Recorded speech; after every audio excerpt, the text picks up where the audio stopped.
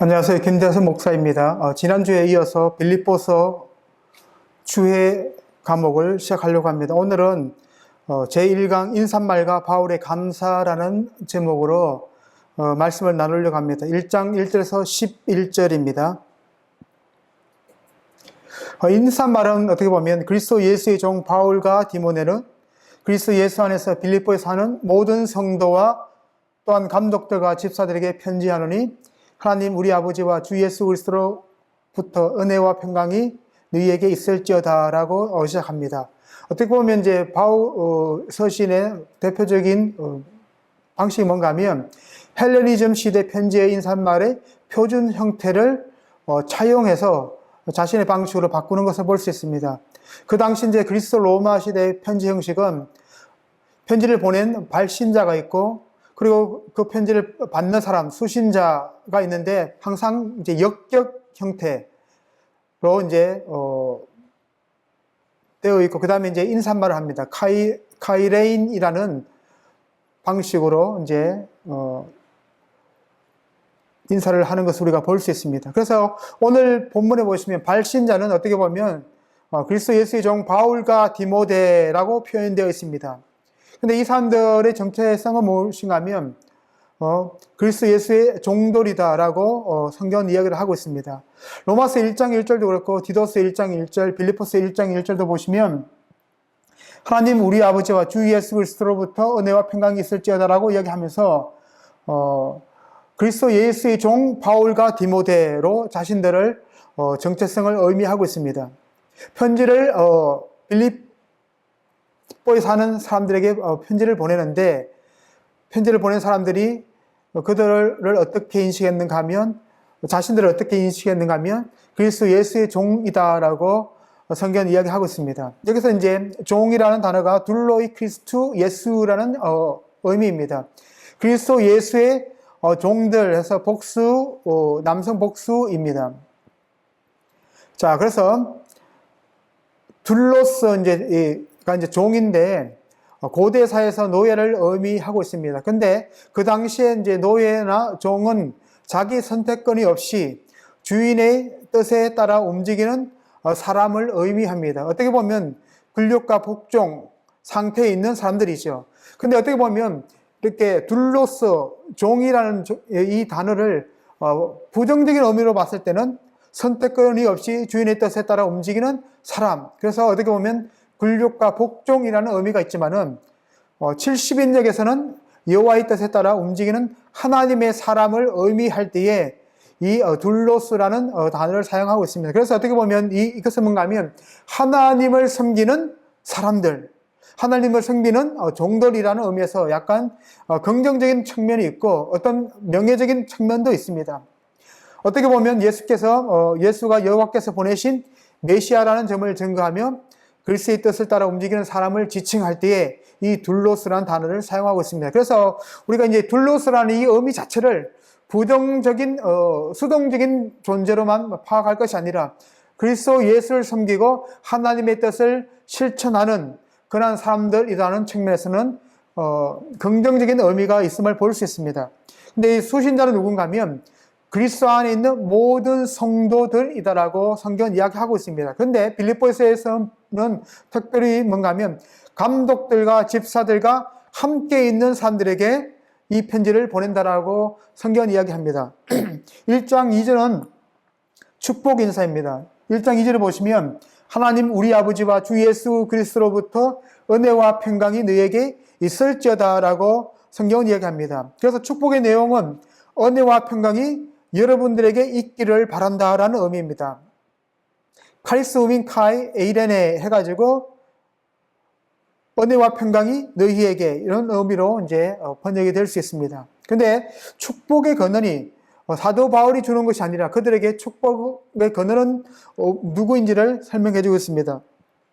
하나님 우리 아버지와 주 예수 그리스도로부터 은혜와 평강이 너희 무리 가운데 있기를 원한다라고 이야기를 합니다. 다시 말하면 빌립보 교회 성도들이 평안과 기쁨을, 은혜를 누릴 수 있는 근거가 뭔가 하면 하나님으로부터 온 평안을 주셨기 때문이다라고 성경 이야기합니다. 바울은 카이레인이란을 동적 카리스로 바꾸고 에이레네를 히브리어 샬롬인데 이것을 추가해서 인사말에다 붙입니다. 여러분들, 성도가 누리는 평강은 그리스도의 은혜에 기초하고 있다는 사실을 우리가 기억을 해야 됩니다.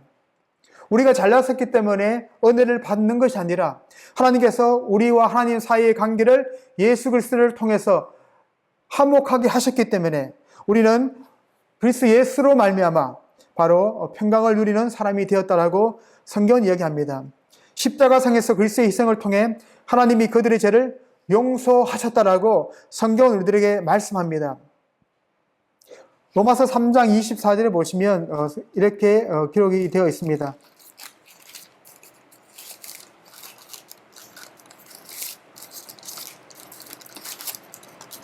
(3장 24절에) 보시면 그리스도 예수 안에 있는 성령으로 말미암아 하나님의 은혜로 값없이 어렵다 하심을 얻은 자 되었다라고 성경은 우리들에게 말을 합니다. 그래서 십자가에서 예수의 사건을 통해서 그들은 하나님의 자녀가 되었음을 우리들에게 말을 해주고 있습니다. 십자가상에서 그리스도의 희생을 통해 하나님이 그들의 죄를 용서하셨고 죄가 하나님과 그의 창조 사이에 파생시킨 적대를 끝내셨다라고 성경 이야기합니다. 그래서 우리가 평안을 누릴 수 있는 것, 하나님과 화목하게 된 근원적인 이유는 뭔가 하면 바로 예수님께서 십자가 위에서 죽으시고 우리를 위해서 보혈을 흘려주셨기 때문이다라고 성경이 이야기하고 있습니다. 그래서 빌립보서에서 강조하는 평강은 그들을 위한 하나님의 은혜로운 역사에 기인하는 화해의 복이다라고 성경은 우리들에게 말을 하고 있습니다. 그래서 어떻게 보면 우리가 이제 빌립보서를 기쁨의 서신이다라고 우리가 많이들 이야기를 하잖아요. 그래서 이제 유난히 기뻐하라라는 단어가 많이 등장하고 있는 것을 볼 수 있습니다. 그런데 어떻게 보면 사도 바울이 빌립보 교회 성도들에게 기쁨의 서신을 보낼 수 있었던 근원적인 파운데이션, 기초가 무엇인가 하면 바로 예수님의 대속의 죽음을 통해서 우리가 하나님과 화목한 존재가 되었기 때문에 어떻게 보면 우리는 평안을 누릴 수 있는 존재가 되었다라고 이야기를 합니다. 다시 말하면 어떻게 보면 기쁨의 서신도 맞지만은 사도 바울이 빌립보에서 강조하고 싶은 이야기는 뭔가 하면 복음이 무엇인지에 대한 이야기를 우리들에게 해주고 있습니다. 2장 1절에서 11절도 보시면 복음이 무엇인지 예수님의 자기 비우심을 통해서 우리들에게 끊임없이 보여주고 있다는 사실을 우리가 기억을 했으면 좋겠습니다. 그래서 어떻게 보면 빌립보서 안에는 정말로 하나님의 복음, 어떻게 보면 복음이 전파되기를 간절히 원했던 사도 바울의 뜨거운 열정이 녹아있는 책이 바로 이 빌립보서입니다. 복음을 위해서 자신의 모든 것을 내어버리고 바로 십자가 예수를 따르던 한 사도의 이야기가 바로 빌립보서에서 등장하고 있습니다. 그래서 이제 3절에서 8절은 바울의 감사 기도가 나옵니다. 3절을 보시면 내가 너희를 생각할 때마다 나의 하나님께 감사하며, 어떻게 보면 인사를 한 다음에 빌립보 교회 성도들을 생각할 때마다 사도 바울 안에 넘치는 감정은 뭔가 하면 감사라는 것이 떠올랐다라고 성경 이야기하고 있습니다. 보시면 사도 바울이 빌립보 교회 성도들을 향한 뜨거운 열정과 그들에 대한 애틋한 마음이 3절에 기록되어 있습니다. 여러분들을 생각할 때마다 감사한다. 혹시 여러분들 이러한 대상들이 있으신가요? 나는 저 사람만 생각하면 정말 내 마음에 하나님으로부터 받은 기쁨과 감사가 넘쳐. 제가 복음 안에서 잘 성장하고 아름답게 열매 맺으면서 살아가는 모습을 보면 내가 항상 하나님 앞에 그들을 위해서 기도할 때마다 감사한다라고 사도 바울은 이야기를 하고 있습니다. 1장 7절에 보시면 내가 너희 무리를 위하여 이와 같이 생각하는 것이 마땅하니 이는 너희가 내 마음에 있음이며 나의 매임과 복음을 변명함과 확증함에 너희가 다 나와 함께 은혜에 참여한 자가 되었다라고 성경은 우리들에게 이야기합니다. 다시 말하면 1장 7절이 사도 바울이 빌립보 교회에 있는 성도들을 향해서 뜨거운 마음과 그들을 생각할 때마다 하나님 앞에 감사할 수 있었던 이유, 왜 빌립보 교회 성도들을 향해서 이러한 감사가 넘쳤을까요? 바로 7절이 그 답입니다. 다시 한번 읽어볼게요. 내가 너희 무리를 위하여 이와 같이 생각하는 것이 마땅하니, 이와 같이 생각한다는 것은 3절에서 6절까지에 있는 내용입니다. 이는 너희가 내 마음에 있으며, 여러분들 안에 어떤 사람이 여러분들 마음에 있을까요? 나의 매임과 복음을 변명함과 확증함에 너희가 다 나와 함께 은혜의 참나한 자가 되었다라고 성경은 이야기하고 있습니다. 정말 사도 바울이 복음 때문에 매여 있었고, 정말 복음을 전할 때도 그들이 함께 동력했던 사람들이었음을 성경은 이야기합니다. 그럼 1장 8절도 보시면 내가 예수 그리스도의 심장으로 너희 무리를 얼마나 사모하는지 하나님이 내 정인이시다라고 성경은 이야기하고 있습니다. 사도 바울은 빌립보 교회 성도들을 그리워하고 사모하는 것에 대해서 자신이 고백을 했습니다. 그래서 보시면 나는 여러분들 생각할 때마다 나의 하나님께 감사합니다. 여기 이제 헬라가 있는데 읽을 수 있지만은 시간상 넘어가겠습니다. 이제 유카리스토라고 시작합니다. 나는 감사합니다. 누구에게? 토데오. 이제 역격 형식으로 하나님께 감사합니다. 어떤 하나님이에요? 뒤에 무가 붙었죠. 나의 하나님께 감사합니다. 아피파스테 무네이아 후몬 해가지고 여러분들을 무네이아 기억할 때마다 항상 하나님께 감사합니다. 이런 내용입니다. 바울은 한 개인으로서 하나님 앞에 서 있습니다. 여기서 보면 디모데와의 관계도 이곳에는 나타나지 않습니다. 어떻게 보면 편지 서두에서 발신자가 그리스도 예수의 종 바울과 디모데라는 두 명의 사람이 나왔지만은 사실상 실제적인 저자는 바로 사도 바울임을 우리가 알 수 있습니다. 나의 하나님은 어떻게 보면 하나님과의 밀접하고도 인격적이고 살아있는 관계를 우리가 묘사합니다. 어떻게 보면 사도 바울의 사역의 핵심적인 가치는 뭔가 하면 하나님께 의존하는 믿음을 가지고 그가 사역을 감당했음을 우리들에게 보여주고 있습니다. 여러분들, 우리가 이제 나의 하나님 이런 식으로 우리와 하나님 사이의 관계를 나를 위하시는 하나님 이런 식으로 우리가 이해를 많이 하고 있잖아요. 그것처럼 이러한 관계는 정말로 우리가 하나님과의 더 깊은 관계, 더 깊고도 인격적이고 실제적인 관계를 맺어나가며 그분이 우리들에게 원하시는 삶의 방식대로 삶을 살아갈 때 우리에게 형성될 수 있음을 성경은 이야기를 하고 있습니다. 바울이 하나님께 간구할 때 어떤 식으로 기도하였는지를 두 개의 분사를 사용하며 묘사합니다. 간구하면서 그리고 확신하며 라는 단어가 중요한 포인트입니다. 4절 보면 간구할 때마다 여러분 모두를 위해 기쁨으로 항상 간구하면서 그러합니다 라고 성경 이야기하고 있습니다. 4절은 기쁨으로 간구하는 모습을 간략하게 소개하고 있습니다. 근데 이제 간구하면서 라는 단어가 나오는데 이 말은 어떤 의미인가 하면 하나님께 감사할 때 빌립보 교회를 위해 간절히 간구하고 있다, 구하고 있다, 기도하고 있다라고 우리가 이해를 하시면 좋을 것 같아요. 그래서 간구의 내용은 무엇인가 하면 빌립보 교회가 바르게 열매를 많이 맺어 그들의 구원에 이를 뿐 아니라 주님의 영광이 되는 삶을 살기를 사도 바울은 빌립보 교회의 성도들에게 이 편지를 보내면서 그들이 이러한 삶이 되기를 축복하고 있는 것입니다. 기쁨으로라는 단어는 뭔가 하면 빌립보 교회는 어느 교회보다 바르게 쓰여있고 바울을 도운 교회였다라고 성경 이야기를 하고 있습니다. 복음의 시초에 나와 함께 참여한 교회가 마게도냐에 너희밖에 없었다라고 할 정도로 이 빌립보 교회 성도들은 사도 바울의 복음 사역, 전도 사역에 있어서 일정량의 물질을 헌금하면서 그를 서포팅했던 그러한 교회였습니다. 그래서 바울은 기쁨으로 간구 기도를 드리고 있습니다. 어떻게 보면 고린도 교회와 많이 대비되는 모습을 볼 수 있습니다. 사도 바울이 고린도 교회를 대할 때는 정말로 안타까운 마음과 실망과 고민을 가지고 어떻게 하면 이 교회를 바르게 세울 수 있을까라고 많이 고민을 했습니다. 근데 물론 빌립보 교회 안에도 어떤 리더십의 문제가 있기는 했지만은 그럼에도 불구하고 사도 바울이 복음을 전하는 일에 같이 협력하고 사도 바울의 사역을 스포팅할 수 있는 사람도 보내주면서 복음에 함께 참여하는 그러한 사람들이 바로 빌립보 교회 성도였음을 성경은 우리들에게 말을 하고 있습니다.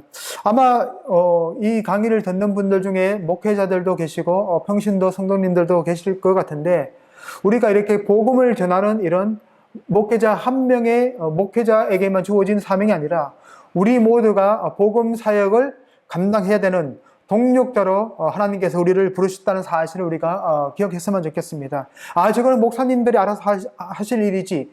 아닙니다. 우리 모두가 같이 협력하고 기도하고 때로는 물질적인 부분이 있으면 같이 도와서 복음 사역을 이루고 하나님 나라를 확장해 나가는 일에 같이 참여하는 역사가 저희들 삶 가운데 일어났으면 좋겠습니다. 바울의 감사는 5절에서도 이제 계속됩니다. 5절에 보시면 너희가 첫날부터 이제까지 복음을 위한 일에 참여하고 있기 때문이다라고 성경은 우리들에게 이야기합니다. 다시 말하면 사도 바울이 빌립보 교회 성도들을 향해서 그들을 생각할 때마다 감사하고 기뻐할 수 있었던 이유는 뭔가 하면 그들이 복음에서 너희가 교제함을 인함이다라고 성경은 우리들에게 이야기합니다. 보시면 대단히 중요한 내용이 뭔가, 너희가 첫날부터 이제까지, 정말 사도 바울을 만나서 복음의 말씀을 들었을 때부터 지금까지, 사도 바울이 로마 감옥에 있을 때까지 그들은 복음에 함께 참여해서 동력했던 믿음의 교회였음을 성경은 우리들에게 이야기합니다. 그래서 하나님께 감사하는 이유가 바로 복음에 너희가 함께 참여했기 때문이다라고 성경은 이야기를 합니다. 이 코이노니아, 교제라는 단어는 둘 이상의 긴밀한 관계, 나눔, 함께함을 뜻합니다. 신약 성경에서 이제 이 부분을 이제 어떠한 세 가지 정도로 이제 나눌 수 있는데, 하나님과의 교제 관계를 의미할 때도 이 코이노니아라는 단어를 씁니다. 그리고 성도들 사이에 나눔을 나타낼 때도 이 코이노니아라는 단어를 쓰고, 성도들 사이에 경제적 나눔을 나타낼 때도 이 코이노니아라는 단어를 사용하고 있다는 사실을 여러분들이 기억을 했으면 좋겠습니다. 여러분들 여기 성경 구절들이 있잖아요. 이 성경 구절이 있는 것은 그 여백을 채우기 위한 목적이 아니라, 여러분들이 이러한 하나님과의 교제의 관계 이렇게 하면 고린도전서 1장 9절, 10장 16절, 고린도서 13장 13절을 찾아보면서 크로스책을 좀 해달라는 의미입니다. 그래서 우리가 이렇게 교제함이라는 단어 안에는 여러한 의미가 있구나를 우리가 이해를 할 수 있습니다. 5절의 코이노니아가 어떤 용도로 쓰는지를 알기 위해서는 후몬과 에이스토이 유앙겔리온을 고려해야 합니다. 다시 말하면 이제 두 가지입니다. 목적격적 소유격이 있고 주격적 소유격이 있습니다. 자, 목적격적 소유격은 뭔가 하면 내가 여러분들과 복음으로 교제한 사람이 되었다라고 이야기를 합니다. 내가 교제했다. 누가 교제해요? 여러분들과 교제했다는 겁니다. 이것을 이제 뭔가 하면 여러분, 후몬이 목적격이 되는 겁니다. 그리고 주격은 뭔가 하면 사도 바울이 되겠죠. 근데 주격적 소유격은 뭔가 하면 여러분이 나와 또는 하나님과 복음으로 교제했다. 혹은 여러분이 나의 복음에 참여했다라고 우리가 이해를 하시면 좋을 것 같아요. 그래서 어떻게 보면 여기서는 주 역할을 하는 것이 빌립보 교회 성도들이고, 복음을 교제함을 같이 누렸던 사람이 바로 사도 바울이라는 뜻입니다. 그래서 3절에서 8절에서는 바울을 도운 빌립보 교회의 모습임을 고려할 때 주격적 소유격이 더 선호된다라고 우리가 보시면 좋을 것 같습니다. 여러분들이 나와 함께 복음에 참여한 사람이 되었다라고 우리가 이해를 하시면 좋을 것 같아요. 자, 복음에 너희가 참여했다라는 의미는 빌립보 교회가 바울과 함께한 것을 가리킨다라고 이해를 하시면 좋을 것 같습니다. 자, 여기서 이제 복음이란 단어가 나왔는데 신약에 나오는 76번 중에서 60번을 사도 바울이 사용했습니다. 그래서 이 복음은 좋은 소식, 기쁨의 소식으로 우리가 이해를 하면 좋을 것 같습니다. 그래서 바울 서신에서 하나님께서 예수 그리스도 안에서 사람들이 죄를 사해 주시고 그들을 자신과 화해시키고자 하셨다는 구체적인 의미에서 좋은 소식에 국한됩니다.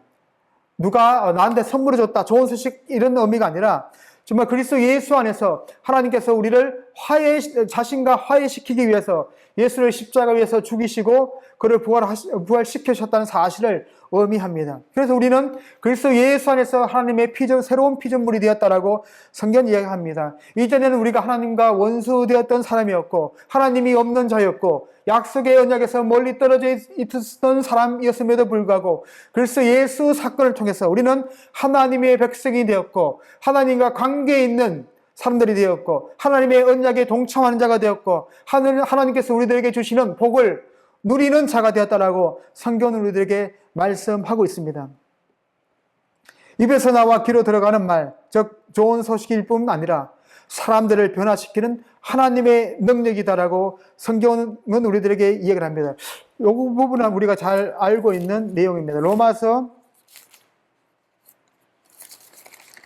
이 공간이 좁아서 성경책을 놓을 자리가 없습니다. 그래서 되게 불편하긴 한데 로마서 1장 16절에 보시면 내가 복음을 부끄러워하지 아니하노니 이 복음은 모든 믿는 자에게 구원을 주시는 하나님의 능력이다라고 성경은 우리들에게 말씀하고 있습니다. 그래서 단순히 우리들끼리 듣기 좋은 말, 이것이 좋은 소식이 아니라 정말로 우리가 하나님과 관계없던 우리들을 변화시켜서 우리를 하나님의 자녀가 되게 하시는, 사람들을 변화시키는 하나님의 능력이 바로 복음입니다. 이런 사람들의 인품이 변화되고 우리가 그리스도 예수를 닮아가는 사람이 되기 위해서는 바로 복음을 우리가 분명하게 깨달아야 됩니다. 우리가 잘난 것, 우리가 하나님의 자녀가 된 것은 우리가 뭔가 그럴싸한 사람이 되었기 때문이 아니고 우리가 뭔가 엄청난 것을 소유한 사람이 되었기 때문도 아니라 오직 하나님의 은혜이고 예수 그리스도께서 십자가 위에서 죽으시고 부활하신 그 사건을 통해서 하나님은 우리의 막힌 담을 하셨다라고 성경은 우리들에게 말을 하고 있습니다. 복음은 하나님의 능력입니다. 사람들을 변화시킬 수 있는 능력입니다. 이 사실을 우리가 명심을 했으면 좋겠습니다. 그래서 어떻게 보면 복음을 시작하시는 분은 바로 하나님이십니다. 복음이 말하는 것을 실제로 일어나게 만드시는 효과적인 능력이 되시는 분이 바로 하나님이십니다. 여러분들, 하나님이 없으면 우리는 그저 이 세상에 살다가 죽어서 흙으로 돌아갈 수밖에 없는 그런 비참한 삶을 살 수밖에 없습니다. 그러나 우리가 하나님의 자녀가 되었기 때문에 우리는 죽음 이후에 하나님의 통치와 임재를 경험할 수 있는 그러한 새로운 피조물이 되었다는 사실을 성경은 끊임없이 우리들에게 말을 해주고 있습니다. 복음은 끊임없이 전해진 예수 그리스도에 관한 좋은 소식임을 성경은 우리들에게 말씀하고 있습니다. 빌립보서 1장 15절에 보시면 어떤 이들은 투기와 분정으로 어떤 이들은 착한 뜻으로 그리스도를 전파한다 라고 얘기를 합니다.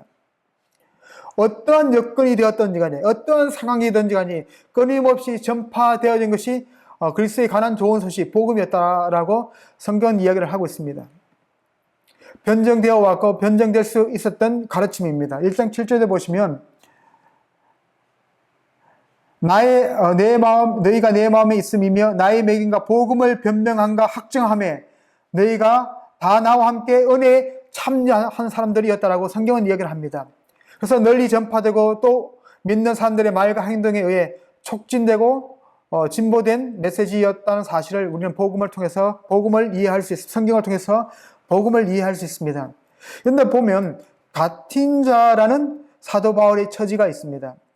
복음이 빌립보 교인들에 의해 계속 선포된다는 것을 아는 것이 진정한 위로가 된다는 사실을 성경은 우리들에게 말을 해주고 있습니다. 물론 12절에 나오지만은 형제들아 내가 당한 일이 도리어 복음 전파에 진전이 된 줄을 너희가 알기를 원한다라고 얘기합니다. 사도 바울은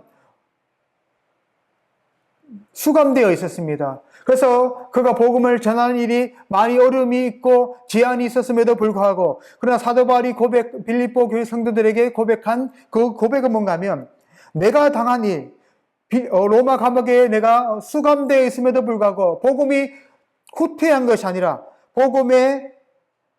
복음 전파에 진전이 있었다는 사실을 사도 바울은 고백하고 있는 겁니다. 여러분들, 사람은 갇힐 수 있지만 하나님의 복음은 제한되지 않고 더욱더 왕성하게 역사한다는 사실을 성경을 통해서 우리는 알 수 있습니다. 사도가 감사한 것은 빌립보 교인의 그리스도인 경험의 시초부터 현재의 편지를 낫게 한 최근의 헌금에 대한 이들, 회심자의 철저한 지원과 자신의 필요를 채워주는 배려에 대한 감사에서 흘러나왔다라고 우리가 보시면 좋을 것 같아요. 복음의 10조에서 나와 함께했던 너희들이 내 사역에 함께 동참했다는 사실 때문에 사도 바울은 감사의 인사를 드립니다. 첫날부터 이제까지 아포테스, 프로테스, 헤메라스, 아크리투, 눈. 아크리는 뭐뭐까지라는 의미입니다. 그래서 첫날부터 지금까지, 눈은 지금입니다. 첫날이 언제를 가리키지는 명확하지 않지만 중요한 것은 빌립보 교회가 시종일관 성실하게 복음 안에서 바울과 긴밀히 연결되어 있었다는 사실이 중요합니다. 여러분들께서 목회하시는 교회에 정말로 시종일관 성실하게 복음 안에서 목회자와 긴밀히 연결되어 있는 성도들이 있는 분들은 정말 행복한 목사님들입니다. 그 교회가 규모적으로 크든 작든 바로 그것이 중요한 것이 아니라 정말로 목사의 마음과 동일한 마음을 품고 있는 성도들이 같이 협력하는 모습이 정말 아름다운 교회 공동체의 모습이다라고 생각이 됩니다. 이 말은 복음이 빌립보에 들어간 시기를 암시하는 것이 아니라 복음과 그것을 전해준 바울에 대한 빌립보 교인들의 변함없는 충성을 이야기를 해주고 있습니다. 충성이라는 단어는 조금 이제 어떻게 이해하느냐에 따라서 조금 긍정적인 의미일 수도 있고 부정적인 의미일 수도 있지만은 충성이라는 이 단어가 어떻게 보면 이제 피스티스라는 단어와도 연결되어 있습니다. 그래서 어떻게 보면 신실함 이런 식으로 우리가 이해를 하시는 게 더 좋을 것 같아요. 신실하다는 건 뭔가 하면 변함없이 꾸준히 어떠한 일에 매진하는 삶의 태도를 의미합니다. 그래서 그러니까 충성이라는 단어보다 신실함, 신실 이런 식으로 이해를 하시는 것이 좋을 것 같습니다. 하나님께서 우리들을 향해서 신실하십니다. 그래서 아침마다 새로운 것을 우리 삶 가운데 부유해 주시는 끊임없이 우리를 향해서 신실하신 그 하나님을 찬양합니다. 우리가 확신하노라 라는 단어는 감사는 확신으로 기결되는 것을 우리가 볼 수 있습니다. 6절도 보시면 너희 안에서 착한 일을 시작하신 이가 그리스도 예수의 날까지 이루실 줄을 우리가 확신한다라고 성경은 우리들에게 이야기합니다. 여러분들, 감사는 감사를 낳고 그 감사는 또 다른 감사를 낳고 우리 삶에 이러한 것들이 하나님의 역사들이 체험되고 경험되면 하나님에 대한 우리를 향하신 하나님의 뜻이 무엇인지를 확신하게 되고 우리는 그 하나님 앞에 열심을 품게 됩니다. 바울은 자신이 기쁘게 감사하는 이유로 하나님의 역사가 방해받을 수 없다는 확신을 추구했다라고 볼 수 있습니다.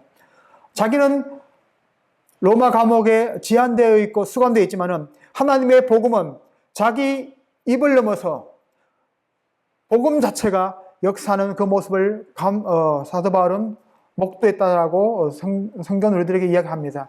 6절은 4절, 5절과 두 가지 점에서 대조됩니다. 4절, 5절을 보면 빌립보 교회에 필요한 점을 강구하고 있고 6절에 보시면 빌립보 교회가 잘 될 것을 확신하고 있고 빌립보 교회의 적극적인 면을 부각하고 있고 6절은 빌립보 교회 안에서 활동하시는 분을 부각합니다. 빌립보 교회를 부각하는 것이 아니라 그들 안에서 선한 일을 역사하시는 하나님을 강조하고 있다는 사실을 성경은 이해를 합니다. 어떻게 보면 빌립보 교회가 그렇게 믿음의 성장을 할 수 있었던 이유가 뭔가 하면 그들 안에서 착한 일을 시작하신 하나님께서 그리스도 예수의 날까지 이루실 줄을 확신을 했기 때문에 성경은 그렇게 빌립보 교회의 성도들의 자랑을 평가하고 있습니다. 4, 5절은 빌립보 교회에 초점을 맞춰 있고 6절은 교회 안에 참된 근원이 되시는 하나님께 초점을 두고 있다는 사실을 우리가 기억을 했으면 좋겠습니다. 그러니까 6절과 4, 5절을 가지고도 우리가 한편의 설교를 만들 수 있지 않겠나 하는 생각이 좀 듭니다. 그래서 너희 안에 선한 일을 시작하신 이라는 이분이 누구실까요? 이를 이루시는 분은 하나님입니다. 하나님께서 시작하신 일을 바울은 선한 일이라고 칭하고 있습니다. 직접적인 문맥에서 보면 빌립보 교인들의 삶 속에서 역사하시는 하나님의 구원 및 중생의 활동을 가리킬 때 선한 일로 우리가 지칭할 수 있습니다. 빌립보 교인들이 복음 안에서 하나님의 동력자였고 복음을 선포하기 위해 자신의 재산을 바울과 나누었다는 것이 서로 설명이 됩니다. 복음 안에서의 나눔이 선한 일이다라고 고린도후서 8장 6절은 우리에게 말을 합니다. 일이란 표현은 당시 사상가들이 하나님의 창조 활동을 표현할 때 사용했습니다. 이것이 바울이 이러한 용례를 반영한 것입니다. 창세기 2장 2절에서 3절, 시편 103편 22절, 제2 에스라 6장 38절 43절에 있는데 이러한 용례를 사도 바울이 차용했다라고 우리가 보시면 좋을 것 같습니다. 감사가 많죠. 왜냐하면 8절에서 11절은 감사에 대한 3절에서 11절은 감사에 대한 이야기이기 때문에 감사의 내용들이 많이 있습니다. 바울은 이 선한 일을 빌립보 교인들이 자신들의 힘으로 이룰 수 있었던 어떤 성취로 간주하지 않습니다. 여러분들의 교회가 이제 교회 목사님이 교회를 개척하고 같이 개척하셨던 성도님들이 교회를 열심히 이루어서 교회를 성장시켜 나가셨던 교회가 있다면 우리가 열심히 해서 하나님께서 우리에게 이런 복을 주셨나라고 생각하실 수 있습니다. 그것이 전면적으로 부인되는 것은 아닙니다. 그러한 요소가 분명히 있습니다. 그럼에도 불구하고 그러한 교회의 성장의 이면에는 하나님께서 시작하시고 빌립보 교인들을 통해서 완성시키시려는 하나님의 창조 활동으로 보는 것이 더 성경적인 개념과 가깝습니다. 복음을 진보시키는 일을 성취하는 것입니다. 선한 일이 그들 안에 그리스도 예수의 날까지 이루어진다는 사실을 사도 바울은 강조를 하고 있습니다. 여러분들, 선한 일은 그리스도 안에서 새 창조되는 것을 말합니다. 어떻게 보면 고린도서 5장 17절에 보시면 누구든지 그리스도 예수 안에 있으면 새로운 피조물이라 이전 것은 지나갔으니 보라 새 것이 되었다라고 성경은 우리들에게 말씀해주고 있습니다. 우리는 아담과 하와 이후에 정말로 타락한 존재가 되었고 사망을 당할 수밖에 없는, 너희가 이 선악과를 먹는다는 정령 죽으리라 하신 아담과 하와에게 내려졌던 그 심판이 오늘 우리들에게 와서 누구든지 인간으로 태어난 사람들은 죽을 수밖에 없는 운명 가운데 있었음을 성경 이야기합니다. 그런데 두 번째 창조는 무엇인가 하면 예수님께서 십자가에 죽으시고 부활하신 분으로 말미암아 하나님은 예수 그리스도의 그 희생의 대속의 죽음을 통해서 새로운 피조물을 창조하셨다고 이야기를 합니다. 그 새로운 피조물은 이전 것이 아니라 새로운 것이고 지나갔던 옛 것이 아니라 정말 그리스도 예수의 사건을 통해서 우리들에게 도래해 오신 그 사건이다라고 성경은 우리들에게 이야기를 합니다. 제가 물 한 잔 좀 마실게요. 목이 너무 칼칼합니다.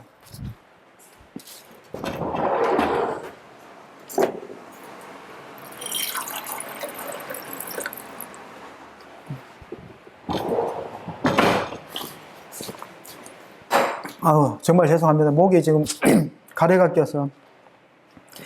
바울은 하나님께서 시작하시고 빌립보 교인들에 의해 수행되고 있던 선한 일들이 그리스도 예수의 날에 완성될 것이라고 전망하고 있습니다.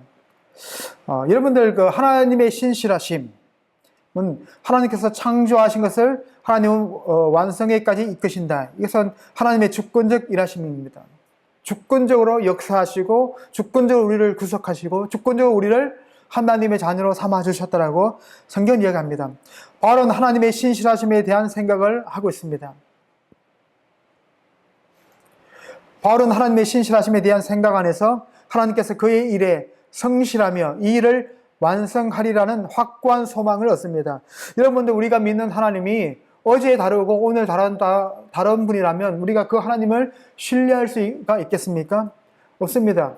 그러나 우리 하나님은 어제나 오늘이나 내일도 동일하신 그 하나님이라는 사실을 성경은 우리들에게 말을 해주고 있습니다.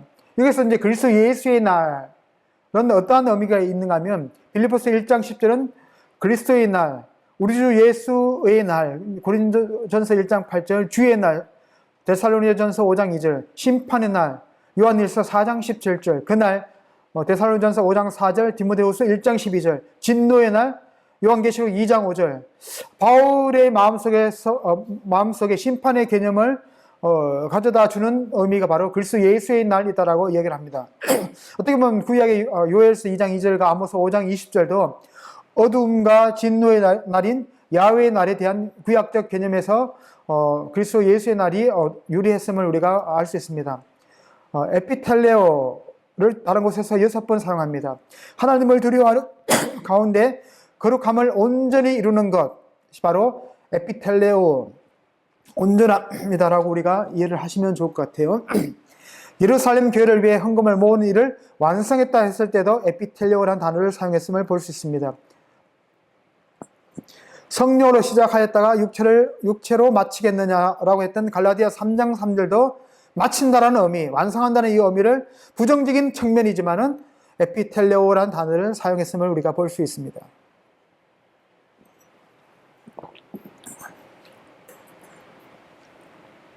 7절은 3절과 6절과 같이 기도를 하는 이유를 제시하며 바울의 그런 기도가 당연함을 표현합니다. 7절을 보시면 이 단어 오늘 많이 읽었죠. 내가 너희 무리를 위하여 이와 같이 생각하는 것이 마땅하니 이는 너희가 내 마음에 있음이며 나의 먹임과 복음의 변명함과 확정함에 너희가 다 나와 함께 은혜의 참남자가 되었기 때문이다라고 성경은 얘기를 합니다.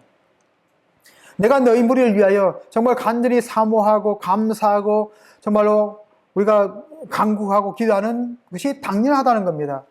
여기 카도스와 후토스는 짝으로 등장하여 뭐뭐 한 것처럼 뭐뭐 하게 이런 식으로 그렇게라는 뜻으로 사용되고 있습니다.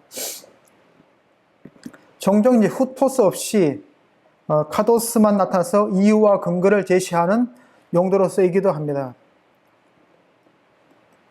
이제 성경책을 찾아보지 않겠습니다. 그래서 이제 생각하다로 번역된 동사 프로네이는 바울적 용어인데 신약에 26회 등장하는데 23번이 바울이 사용했습니다. 빌립보에서 10회 등장하고 다른 성경 구절에서 이제 2에 이런 식으로 등장하는 것을 우리가 볼 수 있습니다. 바울이 그와 같은 생각을 갖는 것이 당연한 이유를 이는 너희가 내 마음에 있음이라는 말로 표현합니다. 내가 여러분들을 두 개의 목적적이 있는데 매와 후마스, 이제 이것은 2인칭 복수이죠, 남성. 내가 여러분을 내 마음에 간직하고 있으며, 이제 영어로 보면 이제 NIV는 Since I have you in my heart에서 이제 매를 부정사 에케인의 의미상의 주어로 사용을 합니다. 그래서 이제 어떻게 보면 사도 바울이 빌립보 교회를 내 마음에 간직하고 있다라고 이야기하고 있고, 이제 두 번째 단어를 뭔가 하면 이제 NRSB 그렇습니다. 여러분이 나를 여러분의 마음에 간직하고 있으며 후마스를 의미상의 주어를 봅니다. 그래서 이제 이것이 이제 어떤 것이 정답이냐 아니다를 따라서 두 가지 용법으로 다 사용할 수 있습니다. 이게 보세요. 사도 바울이 빌립보 교회 성도를 향해서 너희들이 내 마음에 있다라고 말을 한다면 아무래도 빌립보 교회 성도들도 목사님 거기 아니에요. 저희들 마음에도 목사님이 항상 계셔요라고 평가하는 것처럼 이것을 딱 잘라서 야 1번은 틀렸어 2번 틀렸어 이렇게 우리가 이야기하는 것이 아니라 상호 교환적으로 우리가 사도 바울이 가졌던 그 마음이 빌립보 교회 성도들과 들도 함께 소유하고 있는 감정으로 우리가 이해를 하시면 좋을 것 같아요. 사람들의 관계라는 것이 그렇잖아요. 누가 일방적으로 그 사람을 향해서 뜨거운 마음을 가지고 있는데 상대방은 그런 마음이 거절하는 그런 마음이 아니라 서로가 서로를 관계에 있는 사람들은 두 마음이 다 내포되어 있음을 우리들이 이해합니다. 8절은 바울의 감정의 깊이를 우리들에게 알려줍니다. 8절을 보시면 내가 예수 그리스도의 심장으로 너희 무리를 얼마나 사모하는지 하나님이 내 정인이시다라고 이야기합니다. 바울과 빌립보 교회 사이의 긴밀하고 끈끈한 관계가 압축적으로 잘 드러내주고 있습니다. 이들의 깊은 관계는 3절에서 7절의 여러 편에서 지속적으로 암시됩니다. 기쁨으로 간구한다. 첫날부터 지금까지 교제한다. 확신한다. 마땅하다. 참여한다. 하지만 8절에서는 이들 사이의 사랑의 관계에 대한 표현이 절정에 이릅니다. 빌립보 교회 모두에 대한 자신의 감정, 3절에서 6절에서 표현된 감사와 기쁨과 신뢰의 느낌 및 지금 언급하고 있는 사모함의 느낌이 진정한 사실을 정부해 주시도록 하나님께 요청하고 있습니다. 사모한다. 정말로 너희들 보기를 정말 간절히 소원한다. 그리워한다. 이런 표현이 사도 바울이 빌립보 교회 성도들 향한 마음이었다라고 우리가 보시면 좋을 것 같아요. 다른 사람을 강렬하게 보고 싶음을 나타내는 표현입니다. 내가 여러분 모두를 어떻게 사모하는지, 이 호스라는 단어, 하나님이 증거하시는 내용을 소개해주는 의미입니다. 하나님께서 내가 너희를 사모한다는 사실에 대해서 증거해 주신다는 겁니다. 빌립보 교회를 향한 바울의 사모의 마음은 그리스도에 대한 확고한 신앙을 위해 도와주고 싶은 강렬한 열망을 드러내주고 있습니다. 4장 1절도 보시면, 빌립보서 4장 1절도 보시면 성경은 이렇게 이야기합니다. 그러므로 나의 사랑하고 사모하는 형제들, 나의 기쁨이요 멸관인 사랑하는 자들아, 이와 같이 주 안에 서라라고 이야기하면서 정말로 그의 공동체가, 빌립보 공동체가 주 안에서 견고하게 설 것을 간절히 소원하고 있는 사도 바울의 간절한 마음이 표현되어 있습니다. 그리스도 예수 안에서 시작되었고 그분에 의해 조성된 사랑의 그 뿌리를 내리고 있음을 성경은 우리들에게 말을 해주고 있습니다. 여기서 이제 예수 그리스도의 심장으로 바울의 깊은 사랑을 묘사하고 있습니다. 그리스도께서는 바울을 통해 그들을 사랑하고 계십니다. 벵겔이라는 신학자는 바울 안에 살고 있는 분은 바울이 아니라 예수 그리스도시다.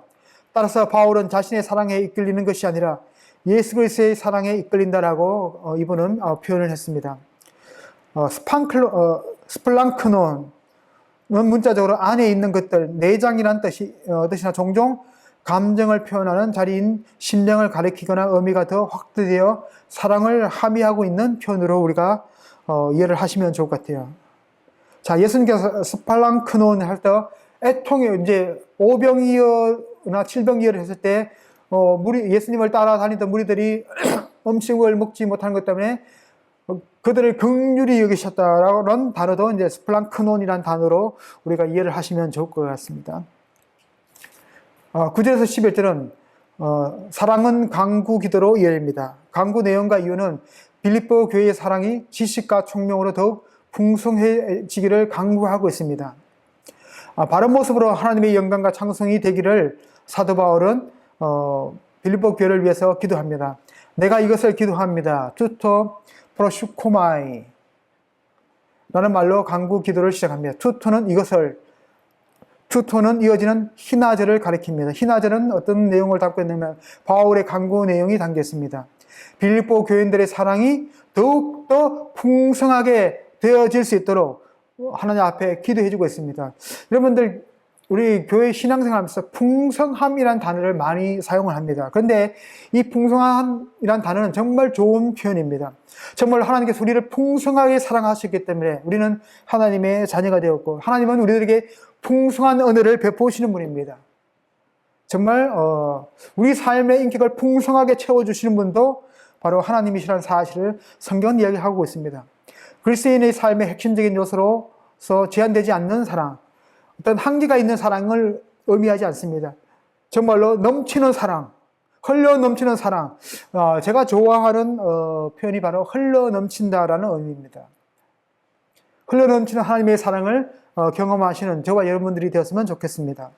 바울은 빌립보 교인들이 이미 지니고 있는 사랑을 부단히 증가시키고 그들이 친절한 행동으로 넘치고 서로에 대한 그릇된 태도와 행동이 사라지면 빌립보 교회의 문제들이 해결된 것이라고 될 것이라는 사실을 알고 있었습니다. 여러분들 2장 3절에 보시면 빌립보 교회의 문제의 핵심이 무엇인지를 우리들에게 이야기를 하고 있습니다.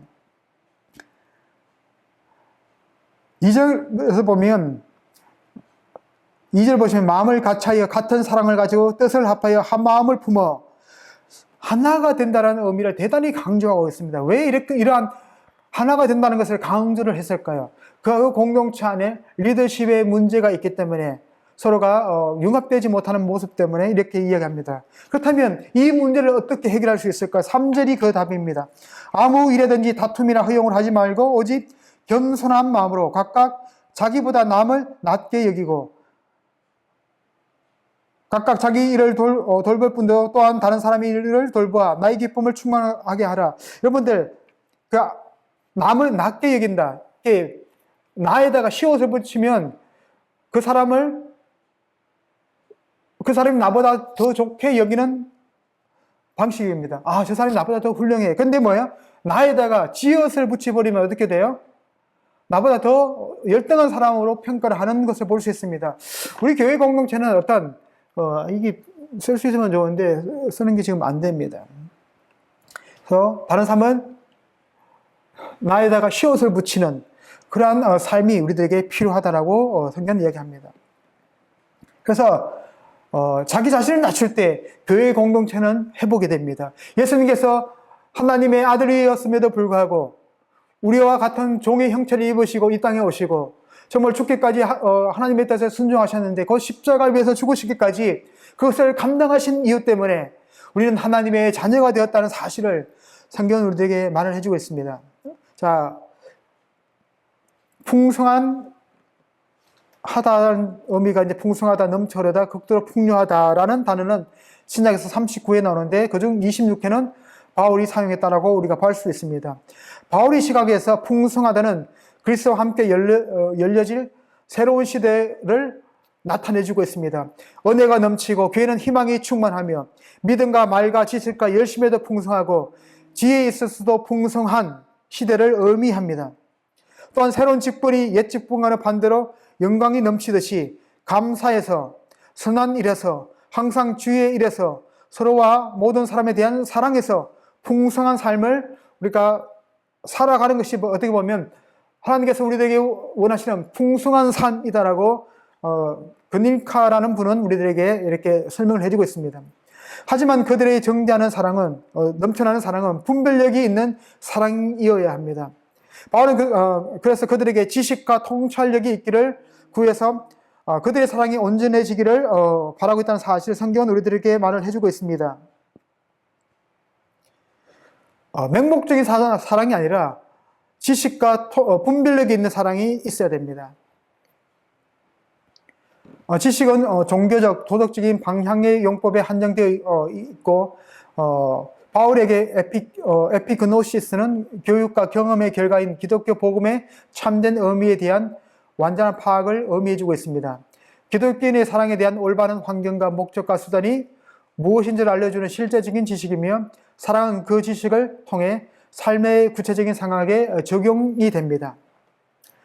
지식이 없으면 사랑은 잘못된 방향으로 나아가기 쉽습니다. 그러나 사랑이 없으면 지식은 공허한 것이 될 수 있습니다.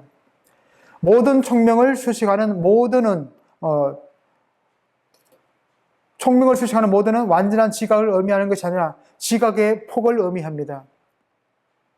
완전하다는 의미가 아니라 그만큼 넓다는 의미죠. 지식은 지적 통찰을 뜻한다면 총명, 아이스테시스라는 이 단어는 윤리적 이해력, 눈치 빠름, 감수성, 즉 실제적인 생활에서 옳은 것을 행하도록 하는 영리함으로 우리가 이해를 할 수 있습니다. 그래서 모든 총명은 그리스도인에게 대두되는 힘든 선택의 갈림길에서 올바른 도덕적 판단을 할 수 있는 능력을 의미합니다. 사랑이 계속적으로 커갈수록 지식과 분별력에 의해서 통제를 받아야 된다라고 얘기를 합니다. 지식과 총명의 근원은 바로 하나님입니다. 이런 지식이 하나님의 계시지만 교회의 교사들에 의해서 후세에 전해집니다. 바울과 같은 하나님의 사역자들이 부단히 그리고 신중히 하나님의 진리를 전할 때 그것을 듣고 반응함으로써 없습니다. 총명은 하나님의 선물이지만 어떤 의미에서 경험을 통해서만 얻을 수 있는 도덕적 분별력이다라고 우리가 이해를 하시면 좋을 것 같습니다.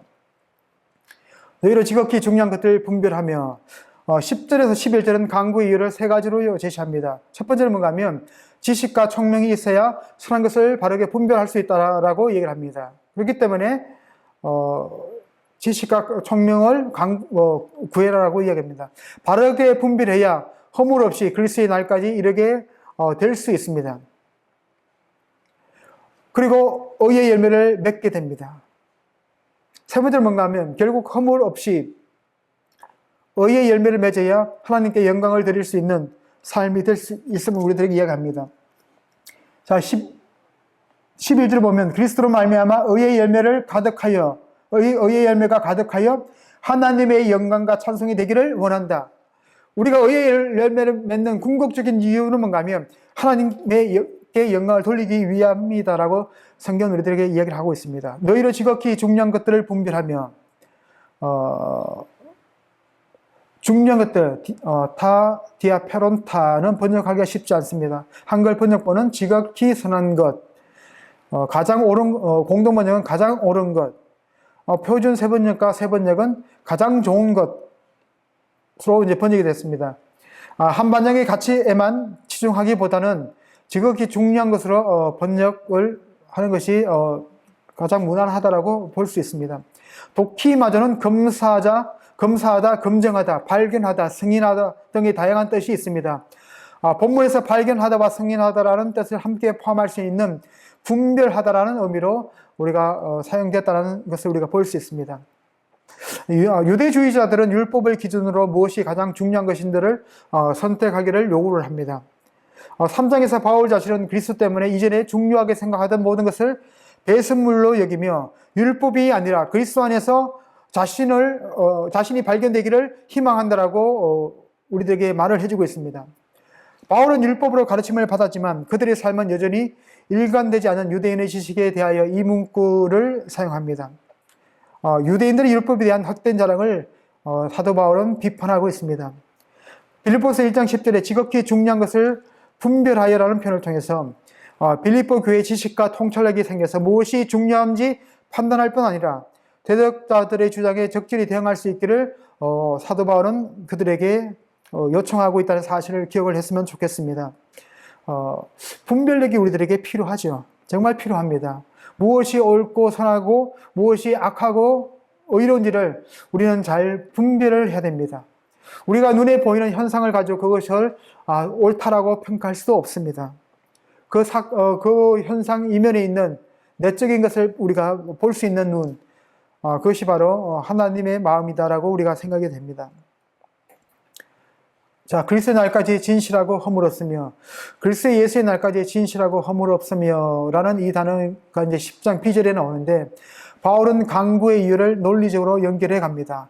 지식과 통찰력을 구하는 이유는 지극히 중요한 것들을 분별해야 하기 때문이다라고 성경 우리들에게 말을 해주고 있습니다. 여러분들 그 빌립보서는 4장이라는 얼마 되지 않는 내용입니다. 그럼에도 불구하고 이 빌립보서에는 복음의 본질이 무엇이고 우리가 어떻게 하나님의 은혜로 하나님의 자녀가 되었는지를 우리들에게 말을 해주고 있습니다. 그리고 복음의 역사에 대해서도 우리들에게 빌립보서는 우리들에게 말을 해주고 있습니다. 실제적으로 어떤 구체적인 교회 공동체 일이 났던 그 갈등의 문제, 리더십의 문제를 사도 바울은 예수 그리스도의 사건을 통해서 이렇게 할 때에 너희 공동체가 분열되지 않고 하나의 건전한 공동체로 성장될 수 있음을 성경은 우리들에게 말을 해주고 있습니다. 우리가 그리스도 예수의 날까지 진실하고 허물 없는 그런 삶을 사시기를 주의 이름으로 부탁을 드립니다. 감사합니다. 강의를 마쳤습니다. 부족한 강의를 들어주신 여러분들께 감사드립니다. 다음 주에는 1장 11절부터 이제 그 뒷절에 있는 내용을 1장 26절까지 강의를 해보려고 합니다. 12절부터 26절까지입니다. 성경책을 좀 많이 좀 읽고 오시면 많이 좀 도움이 될 것이다라고 생각됩니다. 감사합니다.